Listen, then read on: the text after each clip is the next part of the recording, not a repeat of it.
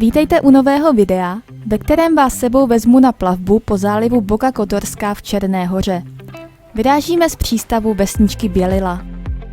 Boka Kotorská nese název podle města Kotor, kde bude naše plavba i končit. Samotný záliv se dělí na 4 části. Při ústí Jaderského moře se jako první nachází Hercegnovský záliv, pojmenovaný po městě Herceg Nový. My právě plujeme po následujícím Tivatském zálivu, pojmenovaném podle města Tivat.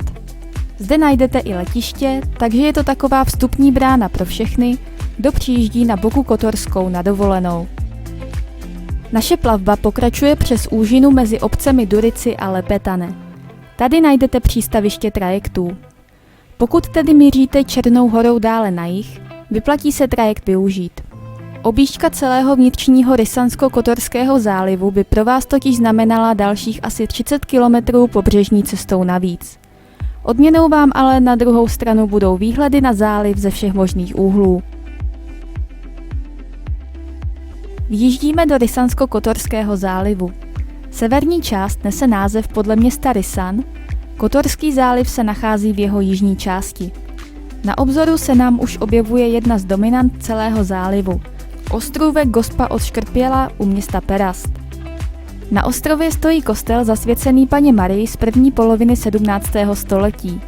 Zajímavostí je, že ostrov byl uměle vytvořen v 15. století poté, co zde 2 bratři Pannu Marii údajně spatřili.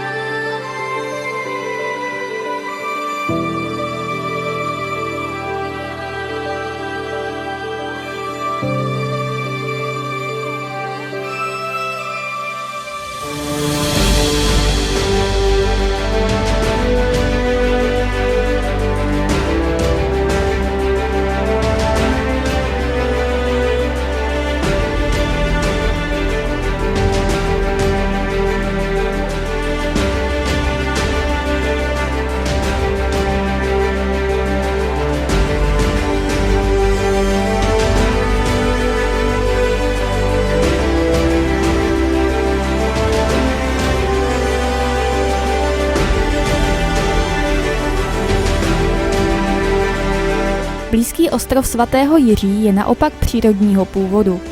Nachází se na něm benediktínský klášter z 12. století a místní hřbitov byl určený pro šlechtické rodiny z blízkého Perastu a dalších okolních obcí.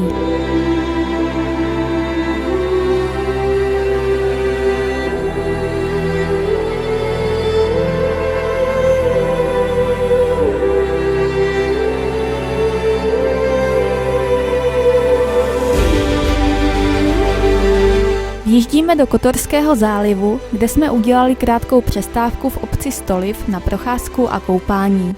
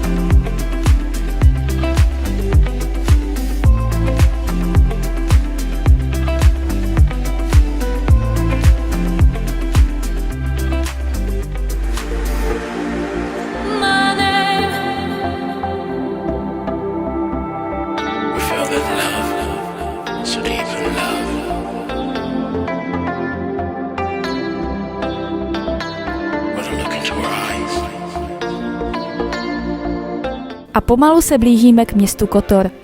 Leží na samém konci zálivu pod horským masivem Lovčen. V roce 1979 bylo jeho historické centrum zařazeno na seznam světového dědictví UNESCO. Staré město je obehnáno hradbami o délce 4,5 kilometru. Po hradbách je možné vystoupat až na pevnost svatého Jana, odkud je nádherný výhled na celý Kotorský záliv. Jak jsme vystoupali až nahoru, uvidíte v příštím videu.